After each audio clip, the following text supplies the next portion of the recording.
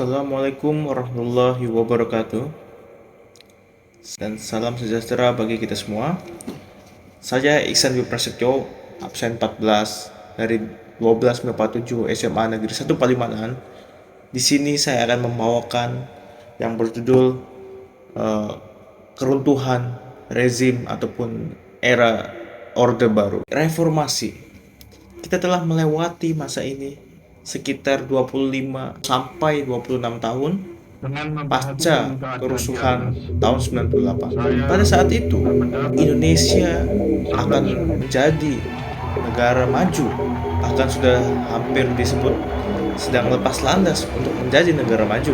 Tapi Tuhan berkata lain, krisis moneter menghantam negeri kita dan juga negara-negara di Asia.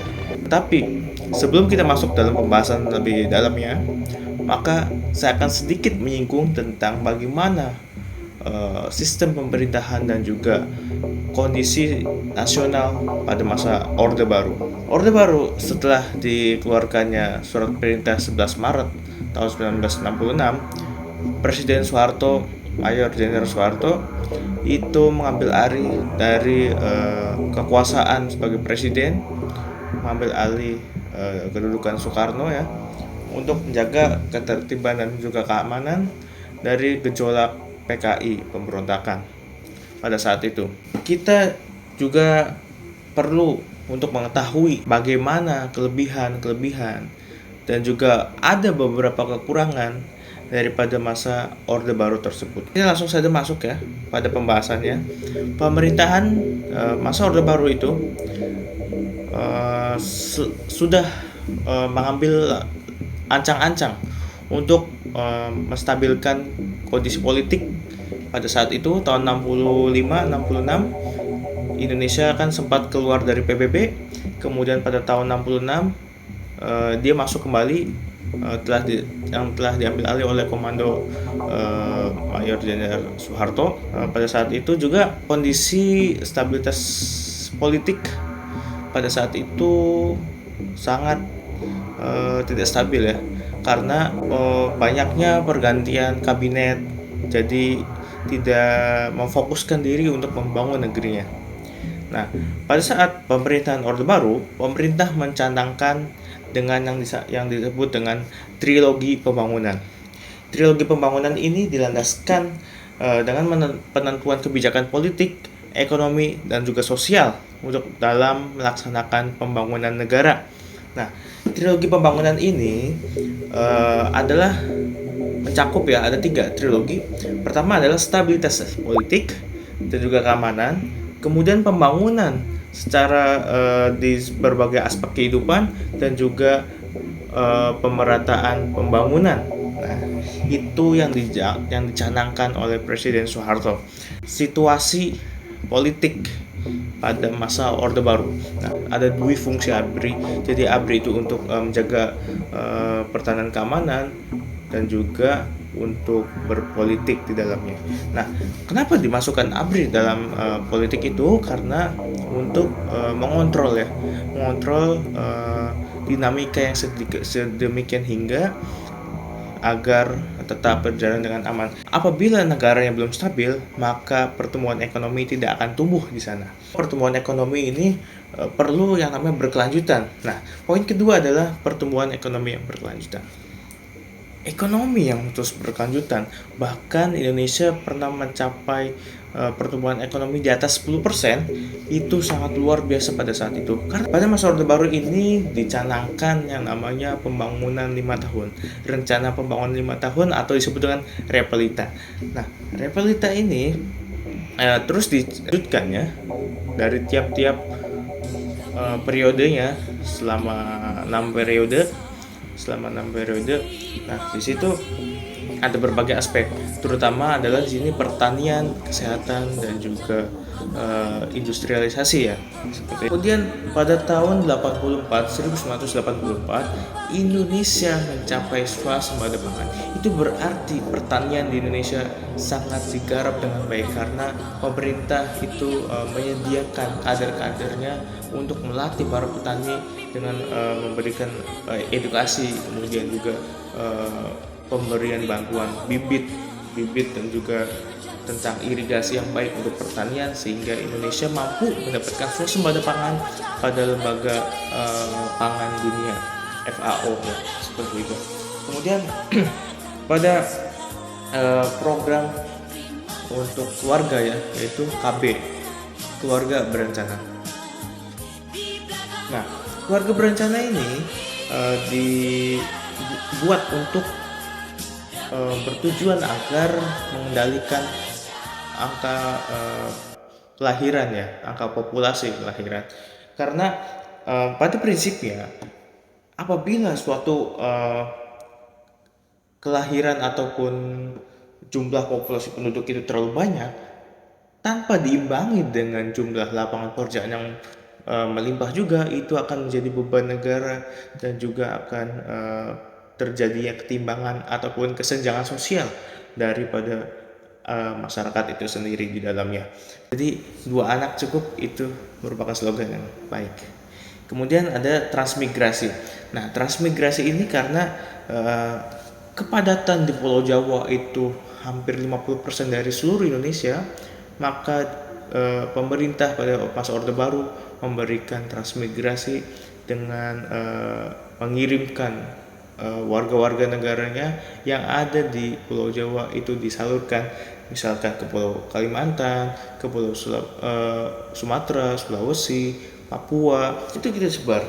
Kemudian industrialisasi ya, terutama pada pertanian tadi tahun 84 kita sangat luar biasa sudah mendapatkan swasembada pangan, dan juga Indonesia pada tahun 95 pada wakil presidennya itu, dan juga sebelumnya pada Menteri Riset dan Teknologinya Bapak Baharudin Yusuf Habibie, itu sangat luar biasa sekali. Indonesia menjadi negara satu-satunya di Asia yang dapat membuat ataupun merancang sendiri pesawat terbang. Maka pada saat itu terbanglah dan juga diuji coba pesawat Gatot Kaca N250 Gatot Kaca. Itu merupakan titik emas kebangkitan teknologi di Indonesia, karena itu sudah menandakan Indonesia pantas untuk menjadi negara maju. Jadi ya dikit lagi kita menjadi negara maju. Kita sering di sekolah diajarkan Indonesia adalah negara berkembang. Oke, dulu memang berkembang, tetapi dikit lagi tahun 95 itu sudah menuju lepas landas menuju negara maju seperti itu. Nah, tetapi pemerintahan tidak ada yang sempurna. Maka dari itu di sini ada kelemahan daripada masa Orde Baru. Yang pertama adalah otoritas ataupun bersifat otoriter, sangat sentralisasi, benar-benar sentralisasi. Nah, di sini juga pemerintah pada saat itu melakukan yang namanya menjaga stabilitas keamanan. Pada saat itu diadakannya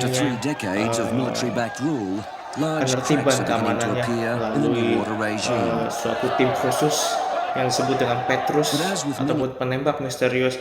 Jadi orang-orang yang melakukan tindakan kriminal itu akan dihabisi pada saat itu juga ataupun hilang pada saat itu, sehingga nggak ada tuh yang orang berani-berani untuk mencuri tato di publik. Itu kan tidak ada seperti itu dianggap sebagai mengganggu ketertiban. Jadi pada saat itu memang benar-benar aman, orang juga tidak takut untuk keluar ataupun apa tanpa takut akan jambret gitu, nggak ada, keburu mati duluan ketembak gitu kan. Oleh karena itu juga itu Indonesia pada masa Orde Baru juga banyak melakukan pelanggaran HAM ya. Pada tahun 75 itu Indonesia melakukan invasi kepada Timor Leste, Timor Timur ya pada saat itu. Nah, Timur itu 75 sampai 2001, karena 2001 itu baru dilakukan referendum di Timur. Nah, ya berarti ya pasukan Indonesia banyak diterjunkan di situ ya. Salah satu operasi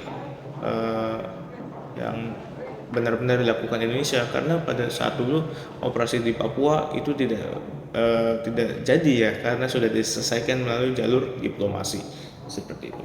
Nah, kemudian oleh karena itu dikendalikan secara sentralisasi, maka pers ataupun media, baik itu cetak maupun digital, pada suatu TV contohnya, itu benar-benar dikendalikan karena Indonesia pada saat itu tidak mau menampilkan hal-hal yang memang akan mengganggu stabilitas keamanan.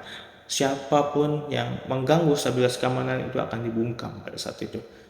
Nah, dan juga melalui untuk menjaga, dalam tanda kutip menjaga stabilitas keamanan itu, pemerintah juga melakukan penyederhanaan pada eh, partai politik. Jadi hanya ada tiga.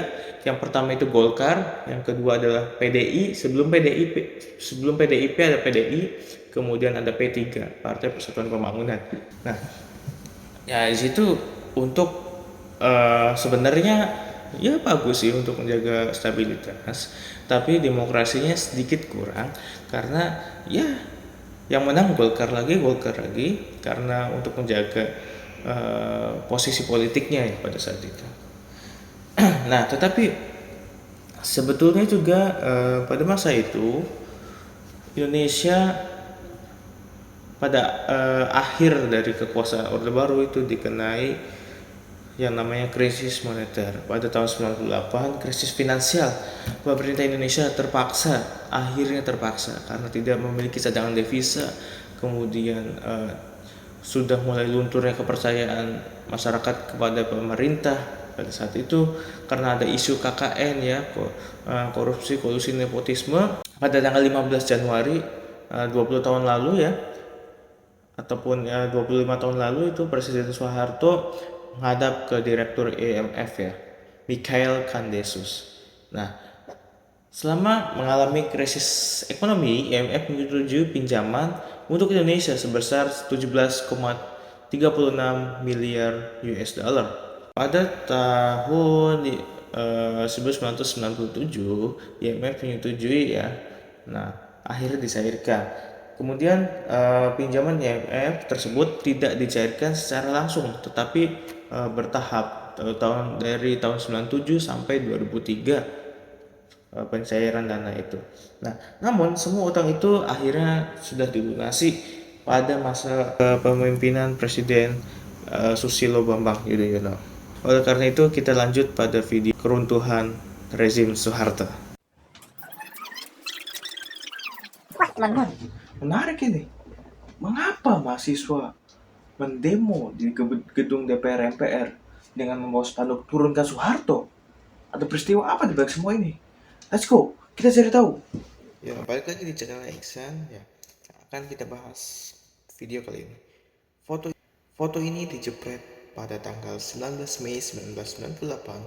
Dalam foto itu terlihat jelas bentangan spanduk bertuliskan turunkan Soeharto yang dibawakan oleh mahasiswa. 9 hari sebelumnya, 3 Mei 1998, Erick juga mengambil foto yang cukup powerful ya, di mana seorang mahasiswa tengah berhadapan dengan aparat polisi yang hanya berjarakkan keduanya yaitu bendera merah putih. Nah, pada 12 Mei 1998 kembali diambil foto yang kuat secara visual mahasiswa tewas setelah peluru dari tentara menembus tubuhnya. Keempat mahasiswa berasal dari Universitas Trisakti. Foto tersebut memperlihatkan salah seorang ibu korban, Hafidin Royan, tak kuasa menahan cerita yang di depan jenazah anaknya tepat sehari setelah kematian mahasiswa Trisakti dalam kerusuhan pecah di Jakarta dan kota-kota lainnya. Toko dijarah, mal dibakar, sentimen kepada orang-orang Tionghoa meluas, ratusan orang tewas, ada yang sampai diperkosa, kemudian kerugian material mencapai triliunan rupiah. Selama 3 hari, ibu kota tidak ubahnya menjadi medan perang pada Mei 1998. Akan senantiasa diingat sebagai peristiwa sejarah yang mengantarkan republik ini pada babak baru setelah 32 tahun berada di cengkeraman oleh Presiden Soeharto dan Golkar kembali menang dalam pemilihan umum Akan tetapi, di tengah kemenangan yang mungkin ia rayakan, sebetulnya Soeharto ini hanya tinggal menunggu waktu kejatuhan. Pasalnya, kekuatan Orde Baru itu mulai goyang. Cukup intens, ya kan, oleh eh, oposisi politiknya dari parpol ormas, ulama, hingga aktivis maupun intelektual. Kendati demikian, belum sampai ada taraf revolusi yang menongkel singgasan Soeharto. Kelompok oposisi kala itu setidaknya menggaungkan kritik tajam perihal kekuasaan absolut, pembungkaman aspirasi hingga kecurangan pemilu. Sebagaimana watak rezim pada saat itu Orde Baru, suara kritis seketika ditutup rapat dan kehidupan setelahnya seolah-olah berjalan baik-baik saja. Namun ternyata tidak baik-baik saja. Pertengahan 1997, sebulan setelah pemilu, dari Thailand itu dihajar krisis ekonomi yang menyebabkan mata uang barat anjlok nilainya. Krisis ini merembet pula hingga ke Indonesia, dari Malaysia ke Indonesia. Nah, kemudian pada Desember 1997, mengutip dari data Bank Dunia, nilai tukar rupiah terhadap dolar Amerika merosot sampai 106,9%. Ya, kondisi ini lantas membuat para investor menarik dananya dari Indonesia karena tidak aman ya, yang semakin membuat krisis kian semakin sulit dikendalikan. Kemudian bertambahnya uh, kalau berbagai kebijakan fiskal dan juga moneter yang diambil tidak cukup efektif dalam menangani krisis. Belum lagi di saat bersamaan cadangan devisa Indonesia sudah menipis, dan di titik inilah Soeharto seperti kehabisan akal dan akhirnya meminta bantuan kepada IMF untuk menyelamatkan IMF, meminta Indonesia menyelamatkan Indonesia dari krisis ya. Tersedia untuk membantu ya IMF itu, tapi ada beberapa syarat. Salah satunya adalah penutupan 16 bank yang likuiditasnya tidak sehat, dan juga pemerintah mengiyakan. Dan sayangnya penutupan tersebut justru mendorong penarikan besar-besaran dana milik nasabahnya. Nah, pada Januari 1998 nilai tukar rupiah terhadap dolar Amerika tembus hingga 17.000 per satu dolarnya. Krisis ekonomi ini dibarengi dengan krisis politik yang mengacaukan pemerintahan Orde Baru, inflasi yang tinggi, kemiskinan akut, dan juga koleksi perbankan maupun koperasi menjadi bahan bakar untuk menurunkan kekuasaan Soeharto. Jangan lupakan pula kenaikan harga sembako, kelangkaan kebutuhan sehari-hari, sampai PHK masa. Ini belum termasuk praktik culas yang dibangun oleh Orde Baru yang hanya menguntungkan Soeharto dan juga para kroninya maupun keluarganya. Ketidakstabilan di dalam negeri lantas jadi pemandangan yang mesti dijumpai pada bulan-bulan itu. Soeharto yang meskipun tekanan kepadanya mengalir begitu derasnya tetap bergeming dalam singgah sananya.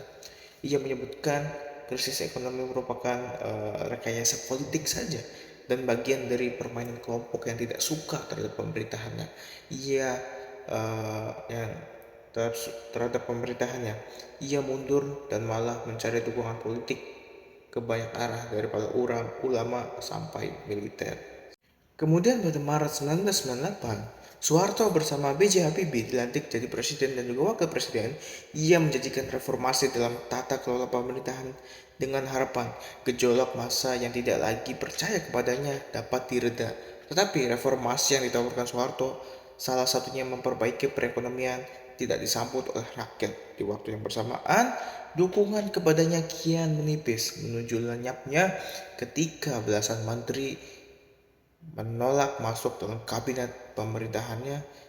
Desakan untuk mundur pun menggema kencang termasuk dari para loyalisnya, dan pada akhirnya setelah mereka tidak lagi mendapatkan dukungan, Soeharto pada 21 Mei 1998 mengucapkan pernyataan yang disambut gegap gembita oleh seluruh rakyat Indonesia, menyatakan berhenti dari jabatannya sebagai Presiden Republik Indonesia.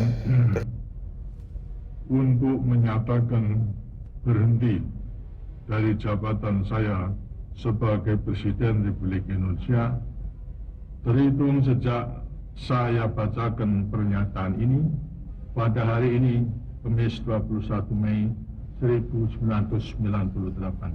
Setelah 32 tahun berkuasa, Orde Baru tumbang, dan dalam rentang 5 tahun penuh huru-hara selama 1998, Soeharto turun dan B.J. Habibie wakilnya menggantikan. Pada masa reformasi, lalu menjadi penanda bergantinya Indonesia ke arah yang lebih demokratis. Tapi apa saja yang sudah muncul selama 25 tahun atau 26 tahun terakhir ini setelah reformasi 1998? Harapannya untuk menyambut Indonesia yang baru ternyata tidak semudah membalikkan telapak tangan. Tim Malaysia akademisi dari University of Melbourne dalam tulisannya menyebutkan bahwa reformasi adalah sejarah setelah Indonesia dihadapkan pada banyak ketidakpastian yang melahirkan kecemasan dan kebingungan karena satu dan lain soal, ada sistem politik yang rentan, institusi korup, jejak oligarki yang termanifestasi lewat penguasaan sumber daya alam hingga represi terhadap sipil. Hal di atas sejalan dengan temuan beberapa lembaga terkait situasi Indonesia. Catatan Transportasi Internasional misalnya menyebutkan Indonesia pada posisi 110 dari 180 negara. Dalam indeks korupsi nilai Indonesia turun 4 poin menjadi 34 dari tahun lalu sebanyak 38, dan menjadikannya penurunan tersebut sejak 1995. Kemudian dari catatan Freedom House Index kebebasan sipil, predikat ataupun sebagian bebas dengan skor 59 dari 100 penilaian tersebut menyoroti beberapa perkara-perkara seperti diskriminasi terhadap kelompok minoritas, pendekatan militeristik ke Papua, sampai regulasi yang mengekang. Misalnya pasal pengadaan agama adalah batu ganjalan yang dihadapi Indonesia pasca 1998. 25 tahun lalu sejak reformasi 1998, Soeharto digulingkan dengan harapan belenggu kediktatoran dapat dilenyapkan. Tetapi 26 tahun sejak reformasi 1998, langkah apa yang mewujudkan harapan yang ideal itu ternyata masih tertatih-tatih.